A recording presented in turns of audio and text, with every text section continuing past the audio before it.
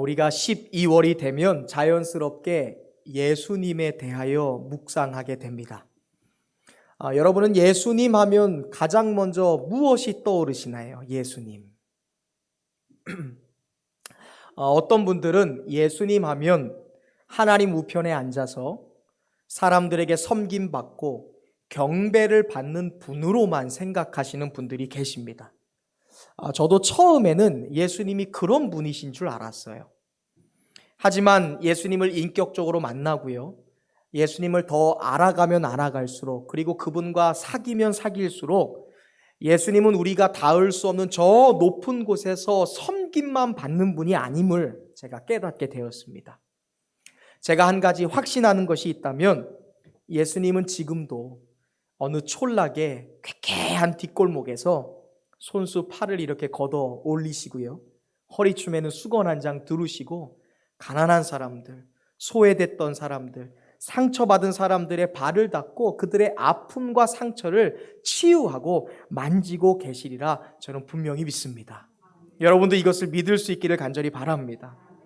저는 우리 새로남교회 성도들이 이러한 예수님의 삶을 닮았으면 좋겠어요. 무엇보다 우리가 이 성탄을 기다리는 이 대림절기를 맞이했는데 부디 저와 여러분이 성경 안에서 예수님의 참 모습을 발견하는 그러한 축복의 절기가 될 수 있기를 소망합니다. 또한 예수님을 인격적으로 우리가 만날 수 있기를 간절히 바랍니다. 우리 다시 한번 옆 사람을 축복하겠습니다. 오늘 예배를 통해 예수님을 만납시다. 아멘. 잠시 기도하고 말씀 나누겠습니다. 하나님, 예수의 목마른 우리가 오늘 이 자리에 다시 모였습니다. 주님, 나를 만나 주시옵소서. 이 강단에 성령님을 초청합니다. 거룩하신 성령님, 이 강단에 서시고 친히 우리에게 말씀하여 주시옵소서. 하나님의 말씀을 듣는 우리의 삶이 탄식에서 기쁨으로, 그리고 눈물에서 찬양으로, 고난에서 영광으로 바뀌어지는 놀라운 역사가 있게 하옵소서. 말씀이 닿는 곳마다 새로운 역사가 일어나게 하시고, 말씀을 듣는 중에 육신의 병만은 떠나가게 하시고, 우울감, 낮은 자존감, 관계의 문제, 무엇보다 우리의 마음속에 있는 상처의 고리와 사슬이 끊어지는 축복의 역사가 있게 하여 주옵소서. 말씀을 통해 황폐한 사막 같던 우리의 삶이 아름다운 과실로 충만해지는 시간 되게 하여 주옵소서. 나의 입술의 모든 말과 나의 마음의 묵상이 주께 연락되기를 간절히 바라고 원합니다. 예수님의 이름으로 간절히 기도드립니다. 아멘. 아주 오래전부터 굉장히 오만한 바리새인들이 드렸던 기도문으로 알려진 기도문 중에는 다소 충격적인 다음과 같은 기도문이 있습니다. 전능하신 하나님, 저를 더러운 개, 사마리아인과 같은 이방인으로 태어나지 않게 하셨으니 감사드립니다. 또한 저를 죄인으로 태어나지 않게 하셔서 감사드립니다. 오 전능하신 하나님이여, 저를 여자로 태어나지 않게 하셔서 더욱 감사드리나이다. 여러분은 만약 여러분 주위에 있는 모든 사람들이 여러분을 개로 여긴다면 어떻게 반응하시겠어요? 한두 사람이 아니라 모든 사람이 나를 개로 여기는 것이죠. 길을 가는데 지나가는 사람들이 수시로 나에게 침을 뱉습니다. 준비하고 있다가 내가 지나가는 길목에 오물을 끼얹습니다. 여러분의 집에 누군가 수시로 찾아와서 돌을 던지거나 여러분의 집의 창문을 깨는 등 그런 테러가 매일같이 일어난다고 한번 생각해 보세요. 무엇보다 우리의 자녀들이 누군가에게 이유 없는 해코지를 당한다면 여러분 어떠시겠어요? 원망할 수도 있고요, 불평할 수도 있습니다. 이게 말이 되냐며 어떻게든 그 테러를 멈추기 위해 여러분 몸부림칠 수도 있습니다. 하지만 그러면 그럴수록 모든 사람이 나를 개로 여기고 있기 때문에 좌절감과 상처만 깊어질 뿐이죠.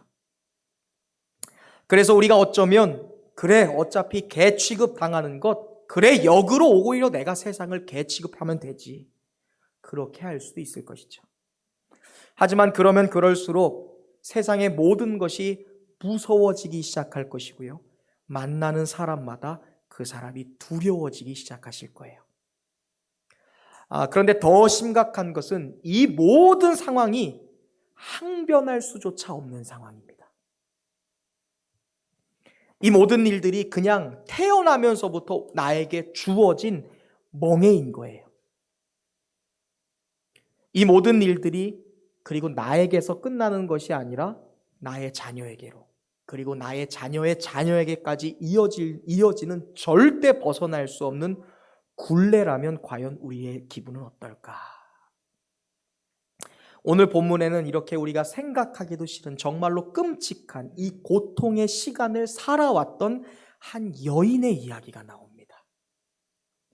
이 여인은 사람 축에도 끼지 못했던 여인이에요. 그것도 유대인들이 그렇게 싫어하던 사마리아인. 오늘날 유대인들과 이 아랍인들이 그렇듯이 예수님 당시 유대인들과 이 사마리아인들은요, 서로 적대적이었습니다. 솔로몬 왕 사후에 이스라엘이 남과 북으로 쪼개졌죠. 그리고 침략자 아수르의 손에 의하여 북쪽 지파의 수도였던 사마리아 성이 함락을 당하게 됩니다. 침략자였던 아수르는 다시는 북이스라엘이 일어날 수 없도록 북이스라엘의 지혜자들, 권력자들, 힘 있는 사람들, 배운 사람들을 몽땅 잡아다가 다시는 일어나지 못하도록 전 세계로 흩어버렸어요. 그리고 그나마 남아있는 민족성을 철저히 파괴하기 위해서 자기들이 세계를 돌아다니면서 점령했던 그 나라의 이방인들을 다 끌어다가 사마리아로 뿌려버립니다. 그나마 남아있던 힘 없던 북이스라엘 사람들과 자폰을 시켰어요. 그렇게 사마리아인들은 혼혈인이 되었습니다. 이런 이유 때문에 남쪽에 남아있었던 유대인들은 사마리아인을 경멸했어요. 그들은 사마리아인들을 세리, 죄인, 창녀들과 함께 지옥 나락에 떨어져야 될 사람들이라고 규정시켜 버렸습니다. 그리고 철저히 배척했어요. 심지어 유대인들은 예루살렘과 갈릴리와 예루살렘을 오고 갈 때 사마리아를 통과하면 이걸 지름길로 갈 수 있었음에도 불구하고 너무나 경멸하는 사람들이었기 때문에, 개처럼 여겨졌던 사람들이었기 때문에 2배가 넘는 거리를 사마리아를 삥 둘러서 예루살렘으로, 갈릴리로 돌아갈 정도였어요. 무엇보다 이 유대인들은 사마리아 남자는 물론이요, 사마리아인 여인들과 대화하는 것을 수치로 여겼습니다.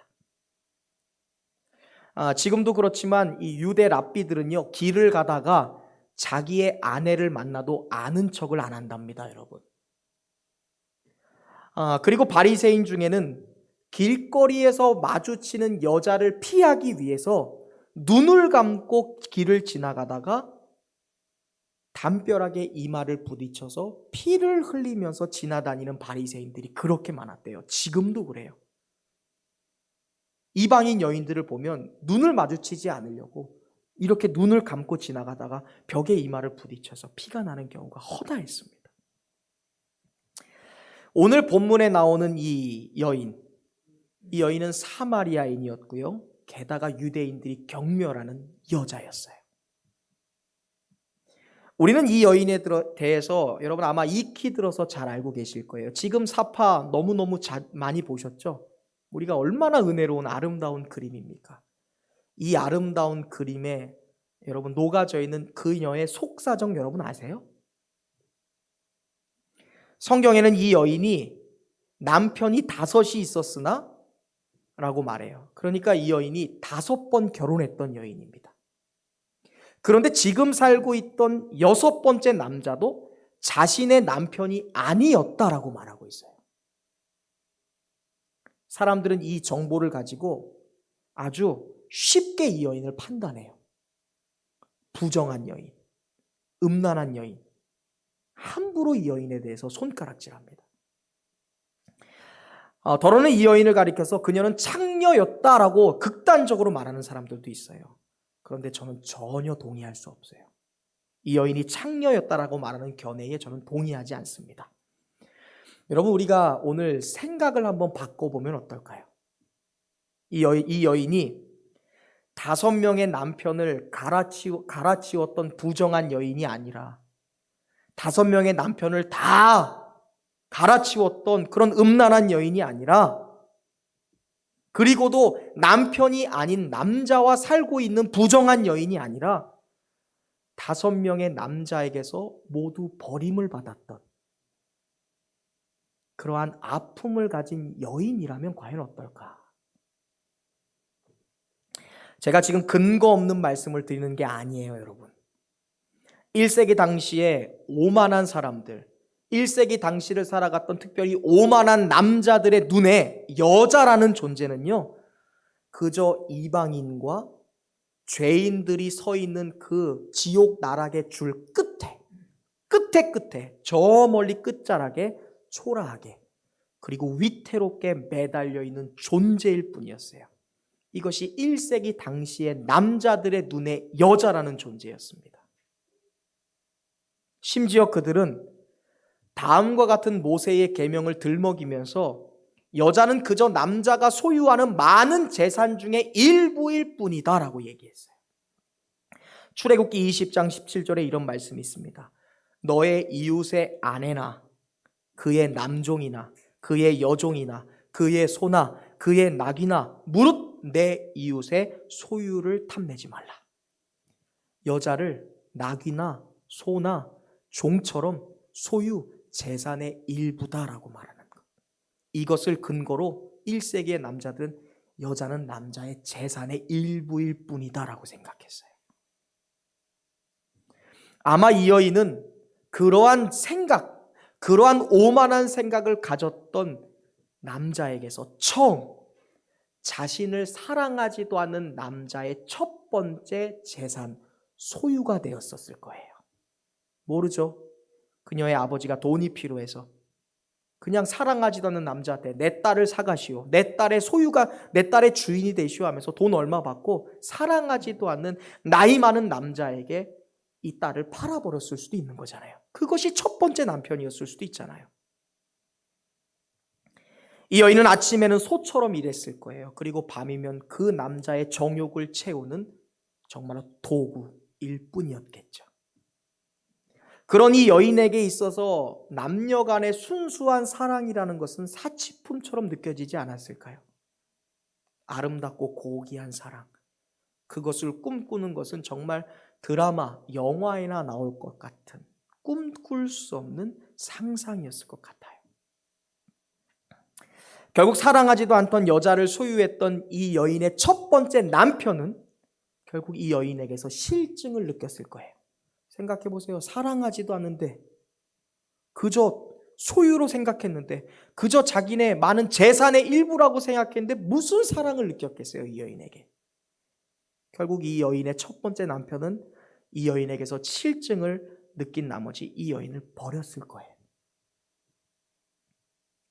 그리고 그 당시 모세의 계명을 핑계 삼아서, 모세의 계명에는 이혼 증서를 써주고 아내를 버려라라고 하는 것은 그 당시 1세기의 남자들이, 그 과거의 남자들이 함부로 여성을 대하지 못하도록, 함부로 버리지 못하도록 최소한의 안전장치인 이혼 증서를 써줄 것을 모세가 권면했는데 이것을 악용했어요. 이혼 증서만 있으면 내가 바람을 피고 도둑질을 하고 학대를 해도 이 증서 하나면 내가 아무 책임감 없이 이 여자를 버릴 수 있다. 이렇게 악용했어요, 그 당시 사람들은. 그리고 이 모세의 계명을 핑계 삼아서 아마 그런 글을 썼겠어요. 아무나 이 여자를 가져도 됩니다. 아무나 소유하십시오. 이 글이 적힌 이혼장 한 장을 주고 그녀를 버렸을 거예요. 너무나 속상한 것은 그 당시의 남자의 잘못된 오만한 시각은 물론이요, 그 당시는요, 남자의 도움을 받지 않고는 여자 스스로 살아갈 수 없던 시대였어요. 남자의 소유물이 되지 않고는 도저히 여자 혼자서 살아갈 수 없는 그 암울한 시대, 이 여인은 결국 어쩔 수 없이 두 번째, 그리고 세 번째, 네 번째, 마지막 다섯 번째, 또 다른 남자의 소유물이 될 수밖에 없었어요. 당시의 여자들은 남편에게 학대를 당해도 이혼을 요구할 수 있는 권리 자체가 없었습니다. 남편이 바람을 펴도 저를 좀 놓아주세요 이야기할 수 없었어요. 남편이 어떠한 나쁜 짓을 해도 이혼 이야기를 꺼낼 수조차 없었어요. 아마 그러한 이유로 그녀의 다섯 번째 남편이었던 남자는 그 여인에게 이혼 증서를 써주지 않았던 것 같아요. 그러니까 버림을 받고 여섯 번째 남자와 살고 있었지만 정식적인 남편이 아니었던 거예요. 왜? 다섯 번째 남편이 이혼 증서를 써주지 않았으니까. 그런데 나를 버려요. 그런데 이 여인이 누군가의 소유물이 되어서라도 살아야 되는데 이혼 증서를 써주지 않았으니 그저 정욕의 도구로서 여섯 번째 남자와 살 수밖에 없었던, 그래야지만 살아갈 수 있으니까 그런 고통과 아픔을 갖고 살아갈 수밖에 없었던 여인. 아마 이 정도쯤 되면 이 여인의 마음속에 가득한 생각들은 무엇일까? 모든 남자들을 증오하지 않았겠습니까? 기회만 되면 내가 어떻게 해요? 복수하리라는 마음을 품지 않았을까요? 이게 인생인가? 어떻게 이게 삶이냐? 하늘을 향해 원망을 내뿜었을 수도 있겠죠. 하지만 이 여인에게도 놀랍게도 당연히 그래야지만 참된 사랑에 대한 갈증이 있었어요. 이 타오르는 갈증을 채울 수 없었던 여인, 그래서 혹시나 하는 의심이 되지만 믿을 수 없지만 이 타오르는 사랑의 갈증을 채우기 위해서 다시 기대를 품고 다시 기대를 품고 두 번째, 세 번째, 네 번째, 다섯 번째 남편의 품으로 옮겨보았지만 결국 그녀가 가졌던 기대는요, 그녀에게 더 큰 상처만 남겨줄 뿐이었어요. 오히려 그녀를 더 목마르게 했습니다. 그런데 여러분, 포기할 수 있어요, 없어요? 포기해야 돼요, 안 해야 돼요? 안 해요. 포기할 수 없어요. 어쨌든 그녀도 사람이잖아요. 그리고 누구보다도 아름다운 사랑을 간절히 원했던 사람 아닌가요? 누구보다도 따뜻한 사랑을 받아야 되는 여자 아닌가요? 애써 숨깁니다. 애써 감추려 했지만 그녀에게도 사랑에 대한 갈증이 있었어요. 그래서 이 여인이 그 갈증을 채우기 위해 이 여인은 무엇이라도 해야만 했어요. 이미 동네에서는 유명 인사가 되었잖아요. 그래서 그 갈증을 채우기 위해서는 아무도 없는 시간에라도 나와서 이 여자는 활동해야만 했습니다. 너무 목이 타니까, 너무 내 마음속에 채워지지 않은 사랑에 대한 갈증이 있으니까 사람들은 만나기 싫고 사람들의 눈을 피해서라도 어떻게든 활동해야 되니까 아무도 나오지 않는 시간이 그 여인의 주 무대의 시간이었어요. 그래서 그녀는 선선한 아침이나 저녁이 아니라 해가 중천에 떠오른 6시, 우리 시간으로 12시 정오에 늘 우물가로 향했습니다. 그곳에는 육신을 채울 수 있는 물이라도 있었기 때문에 그래요. 그리고 그 시간이 다른 사람의 눈을 피할 수 있는 유일한 시간이었어요. 아무도 활동하지 않은, 태양이 이글이글 타오르는 그 광야에서 12시. 그러던 어느 날 여느 때처럼 이 여인이 물동이를 저 그림처럼 이고서 집 밖으로 나왔습니다.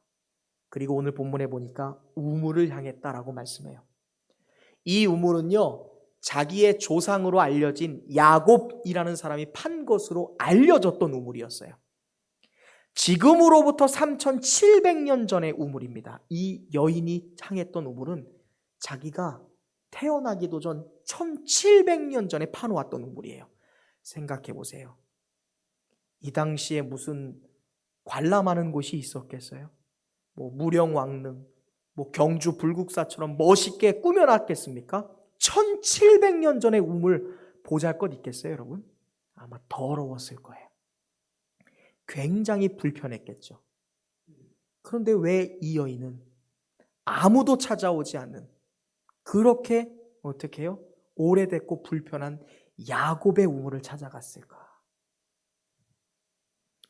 갈증을 채울 물을 얻기 위해서 사람들이 돌아다니지 않는 때를 얻기 위해서 그 시간을 정한 것도 모자라서 이 여인은 육체의 갈증이라도 채우기 위해 마실 물을 구하기 위해 아무도 찾아오지 않는, 적어도 사람들을 마주하지 않는, 사람들을 만날 가망성이 가장 적은 그런 아주 오래된 낙후된 야곱의 우물, 유일한 장소였기 때문에 그래요. 사람들이 가지 않는 곳, 너무나 낙후된 곳. 그런데 매일같이 왔던 그 우물가에 한 남자가 피곤한 기색을 가지고 앉아 있습니다.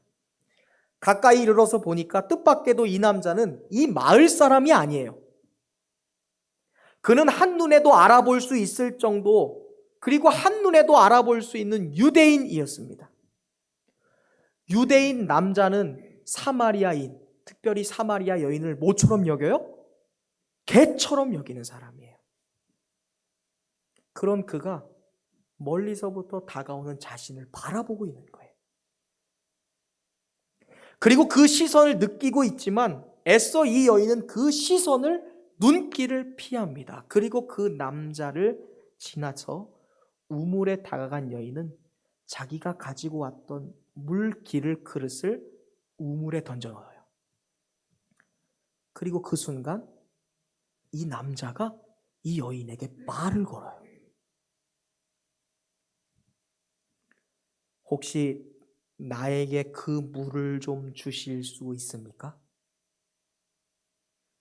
아마 이 순간 이 여인이 자기의 두 귀를 의심했을 거예요. 그리고 놀란 눈으로 이 남자를 멍하니 쳐다볼 수밖에 없었습니다. 그 순간 이어지는 이 남자의 두 번째 말. 제가 그 물을 좀 얻어 마실 수 있을까요? 남자잖아요. 그것도 유대인 남자. 여자인 나에게, 그것도 사마리아인인 나에게 남자가 이렇게 부드럽게 말한 것은 처음이에요. 여러분 생각해 보세요. 이 여인에게 있어서 남자는 어떠한 존재였을까요? 자기를 수많은 재산의 일부로 그저 소유물 중에 하나로 여기는, 그래서 나에게 명령하는 사람들, 딱딱하게 말하는 사람들, 소리 지르는 존재, 그것이 이 여인에게 있어서 남자라는 사람들에 대한 이해 아닐까요? 그런데 이 여인이 생전 처음으로 따뜻한 남성의 음성, 부드러운 남자의 목소리를 들은 거예요. 저기 저에게 그 물을 좀 주실 수 있나요? 제가 물을 좀 얻어 마실 수 있겠습니까? 그것도 정중하게 부탁하는 거예요. 그 순간 이 여인이 물을 드리는 것을 잊은 채 이렇게 묻습니다. 9절인데 우리 함께 같이 읽어볼까요? 함께 읽습니다. 시작.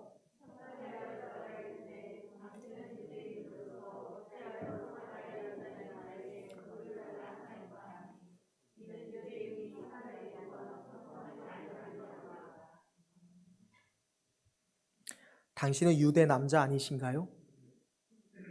Look at me, 나를 보세요. 나는 여자예요. 그것도 사마리아인. 어떻게 당신이 저에게 물을 달라고 하실 수 있습니까? 그 순간 이 남자가 말했어요. 누구든지 목이 마르면 물을 좀 달라고 할 수 있는 것 아닌가요? 저에게 물을 좀 주세요. 그리고 또다시 말을 이어가요. 10절.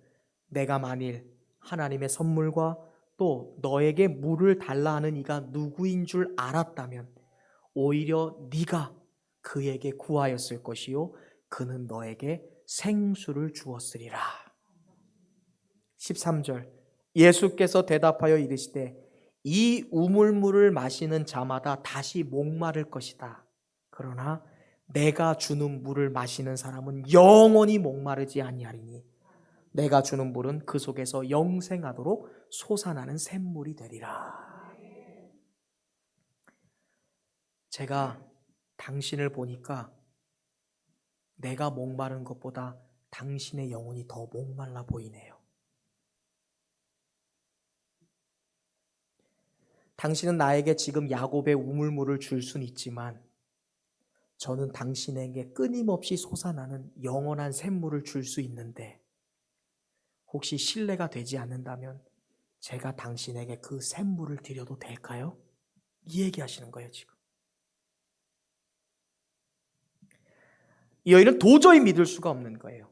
마치 농담하는 것처럼 들렸을지 모르겠어요. 뭐야 지금? 남자가, 유대인 남자가 내가 어떤 사람인지 모르나? 내가 이 마을에서 어떠한 인식을 갖고 있는 사람인지 모르나? 이 사람은 내 과거를 모르나? 사람들은 나를 개처럼 취급하잖아. 나는 이 동네의 골칫덩어리야. 그런데 그녀의 눈에 비친 이 남자의 표정은 너무나 진실해요. 너무너무 진실해요. 그리고 너무너무 따뜻한 거예요.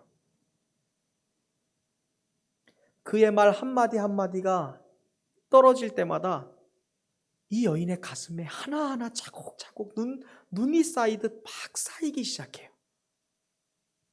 그리고 이 여인의 온몸을 삼키기 시작합니다. 그리고 결국 이 여인은 다음과 같은 고백을 해요.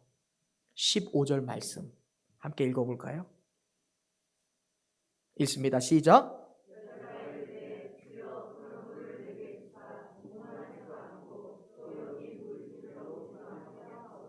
아멘. 조금 더 감성적으로 네, 저에게 그물 좀 주세요. 당신이 말한 그물을 내가 마실 수만 있다면 내가 다시는 목이 마르지 않을 것 같네요. 당신이 말씀하신 그 샘물을 내가 얻을 수만 있다면요, 제가 다시는 애써서 이 낙후된 우물까지, 사람들이 오지 않는 이 더럽고 이 초라한 우물까지 다시 오지 않아도 될 것 같아요. 그물 내가 원하는데요. 주실 수 있겠어요? 그러자 기다렸다는 듯이 예수님이 말씀하세요. 16절 한 번 더 읽어보겠습니다. 시작.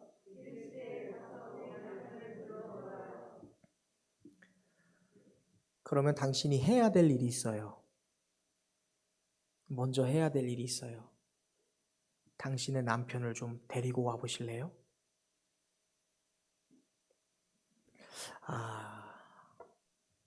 제가 아무리 생각해도 예수님이 저에게 물었으면 저는 뭐라고 대답해야 될지 모르겠어요. 이 여인은 더 그랬을 것 같아요. 남편? 첫 번째? 두 번째? 세 번째? 도대체 누구?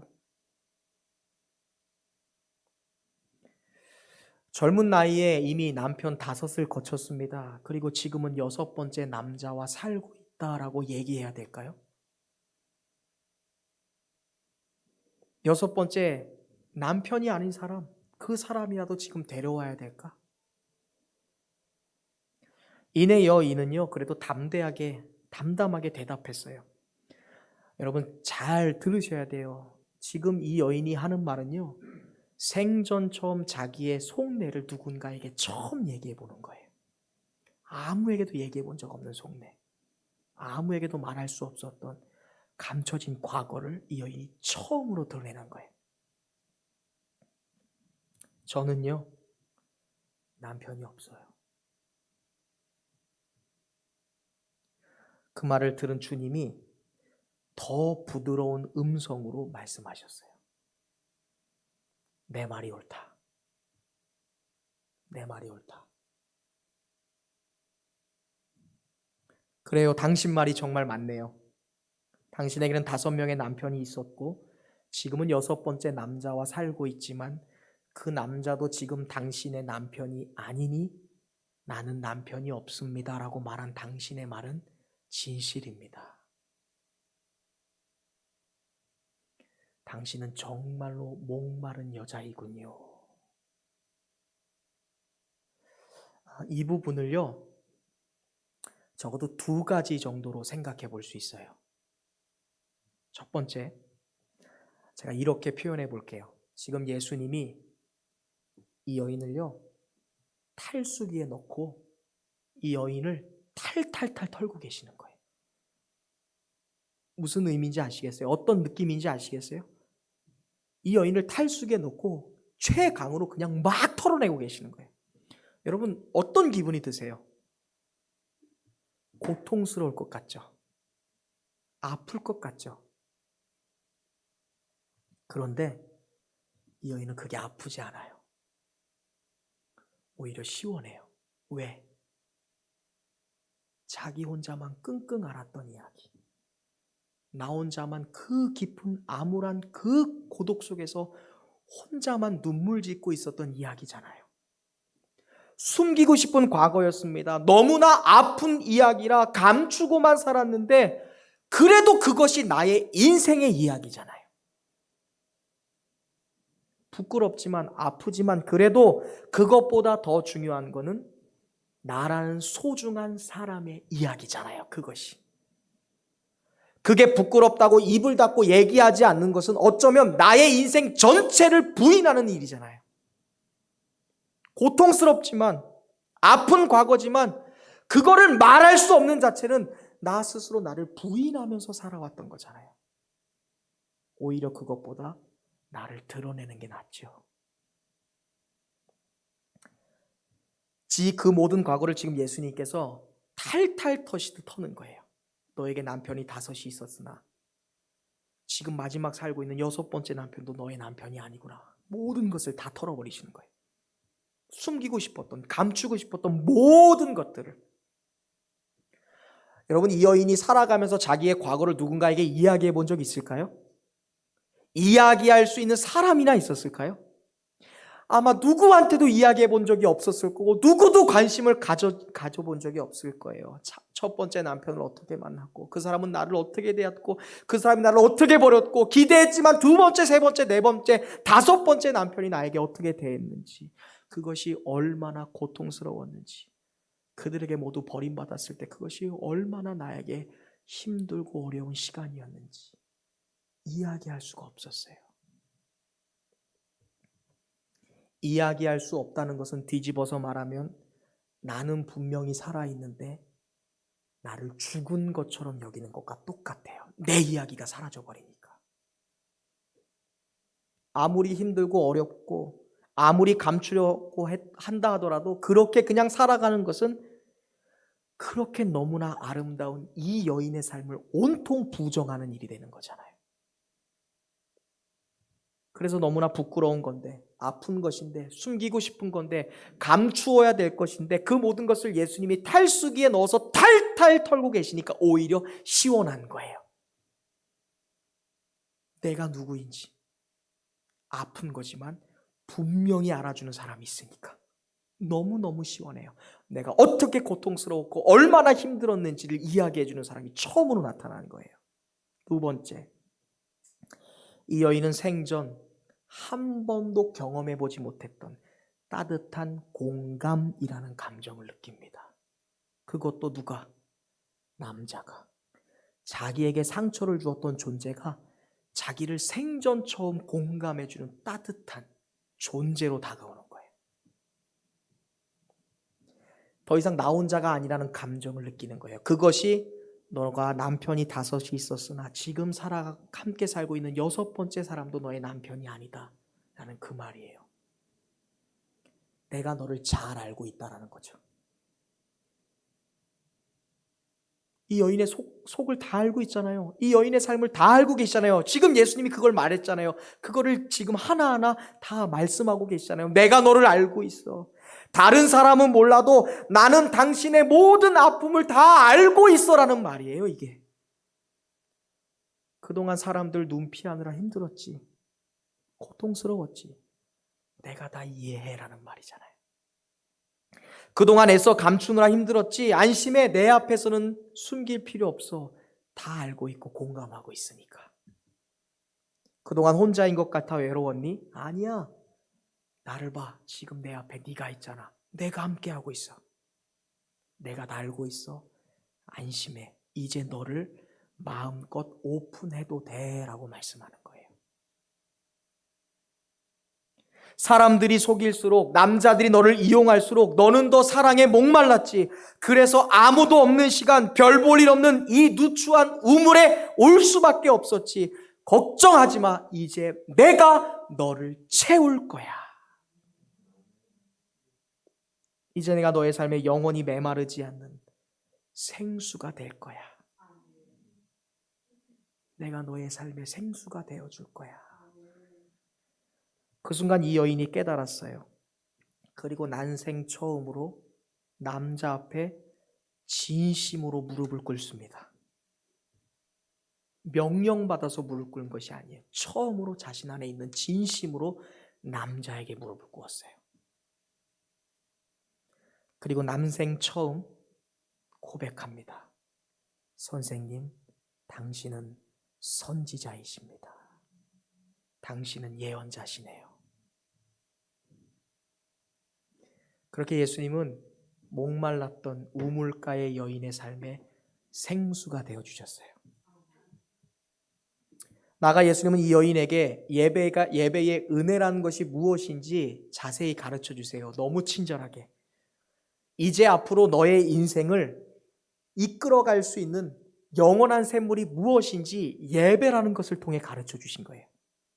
네가 그동안 기대하고 그동안 속았지만 그러면서 상처를 갖고서 기대했던 그 기대가 너를 채우는 것이 아니라 네 안에 영원히 목마르지 않는 그 갈증을 채울 수 있는 영원한 예배의 감격과 가치를 가르쳐 주시는 거예요. 앞으로 너의 인생에 어떠한 아픔이 찾아와도 너를 웃음 짓게 만들 수 있는 것이 무엇인 줄 아니? 앞으로 너의 인생에 어떠한 고통이 찾아와도 너를 기쁘게 하고 너를 행복하게 만들 수 있는지를 예배를 통해서 가르쳐 주시는 거예요. 만남이잖아요, 예배가. 하나님과의 만남이잖아요. 그리고 예수님은 그녀가 그렇게 꿈꾸었던 예배의 중심이 계신 메시아, 예배의 주인공이 되신 그 메시아가 바로 자기다라는 것을 말씀해 주세요. 우리 같이 한번 읽어볼까요? 4장 26절. 이 여인이 그렇게 고대했어요. 메시아만 오시면 영원한 갈증은 없을 것입니다. 우리가 그 메시아를 기다리고 있습니다. 26절 예수님이 이렇게 말씀하십니다. 함께 읽습니다. 시작.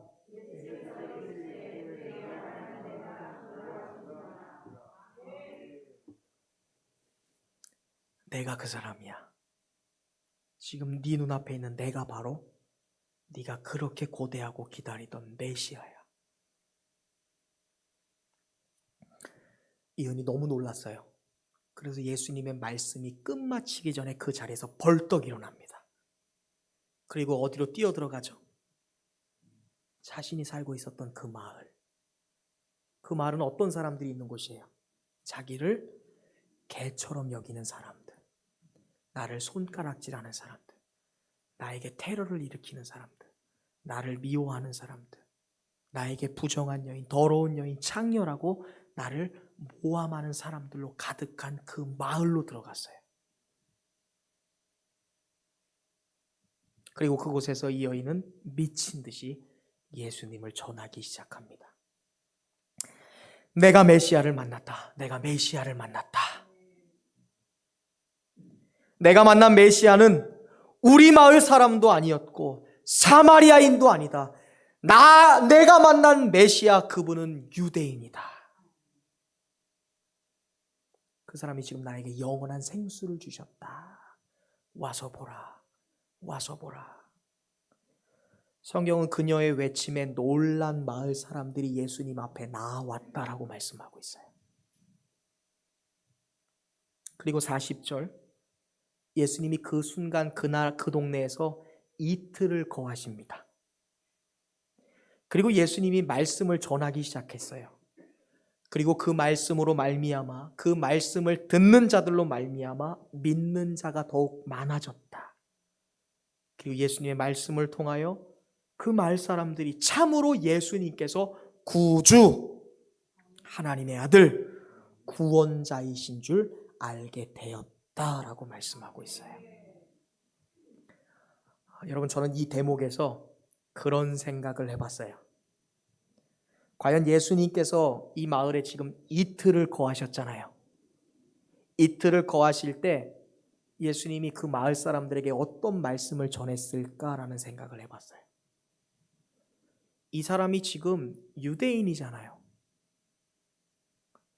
이 마을 역사상 최초로 이틀 동안 같이 먹고 잔 처음 유대인이에요. 이 사람이 무슨 말을 했기에 이 마을 사람들이 그 낯선 남자를, 유대인 남자를 경멸하는 그 남자를 구주, 하나님의 아들, 구원자로 믿게 되었을까? 여러분, 그런 생각 해보셨어요? 과연 예수님이 무슨 말을 해야지 이 마을 사람들이 예수님을 구원자로 느낄까? 유대인이잖아요. 철천지 원수 아닙니까? 과연 예수님의 어떤 말씀이 사마리아인들로 하여금 예수님을 구원자로 믿게 했을까? 아마도 제 생각에 예수님이 그러셨을 것 같아요. 이 마을에서 가장 경멸의 대상이었던 이 여인, 모든 사람들이 손가락질했던 이 여인, 모든 사람들이 죄인과 세리의 줄 마지막에 세워서 지옥 나락으로 떨어져야 된다라고 얘기했던 그 부정하다고 여겼던 이 여인을 예수님이 그 모임 가운데 세웠을 것 같아요. 그리고 그 여인에게 그렇게 따뜻한 음성으로 말했던 예수님이 그러셨지 않았을까요? 여러분, 이 사람들 중에 가장 사랑스러운 사람이 바로 여러분 앞에 서 있습니다. 이 여인이 가장 아름다운 여인입니다. 이 마을에서 가장 존귀한 사람이 바로 이 여인입니다. 가장 낮은 자를 가장 높이 세워주시는 거예요. 가장 상처 많은 사람을 가장 존귀한 자로 세워주시는 거예요. 그리고 말씀하세요. 여러분 알다시피 유대인들은 여러분 마을 안 들어오죠? 제가 왜 들어왔을까요? 이 여인 만나기 위해 왔어요. 아마 그 말이 이 딱딱하게 굳어졌던 사마리아인들의 마음을 녹였을 것 같아요. 이 세상에서 가장 아름다운 여인. 이 여인은 부정한 여인이 아니에요. 상처가 있어서 싸매 주어야 될 여인이죠. 이 여인은 더러운 부정한 여인이 아니에요. 우리 모두에게 상처받았던, 그래야 우리가 보듬어 줘야 될 너무나 보석처럼 존귀한 여인입니다. 이 예수님의 말씀을 들었던 사람들이 희망을 갖기 시작했을 것 같아요. 이 마을에서 가장 찌질하고 가장 하대받았던 여인을 높이시는 예수님의 사랑의 음성을 듣고, 나도 저 분 앞에 있으면, 나도 저 주님 앞에 있으면 나도 바뀔 수 있겠다. 나도 새로워질 수 있겠다. 이사야 선지자가 외쳤던 그분이 오시면 그분은 가난한 자들을 해방시키시고 눈먼 자들을 고치시고 고통에 있는 자들을 해방시켜 주신다고 말씀하셨던 그 메시아가 오신다면 바로 저분이 아닐까. 고통 속에 있었던 이 여인을 해방시키신 저 주님, 저분이 바로 우리가 그렇게 고대하는 이사야 선지자가 외쳤던 눌린 자들을 자유케 하시는 하나님 메시아가 아닐까. 저는 그 여인을 따뜻하게 세워주고 모든 사람 앞에서 그 여인을 존귀하다고 말씀하신 그 예수님의 음성으로 말미암아 이 사람들이 주님을 구주로 믿었다라고 확신해요. 제가 전혀 근거 없는 말씀을 드리는 사람이 아니에요. 여러분 42절 한번 읽어보실래요? 함께 읽겠습니다. 시작.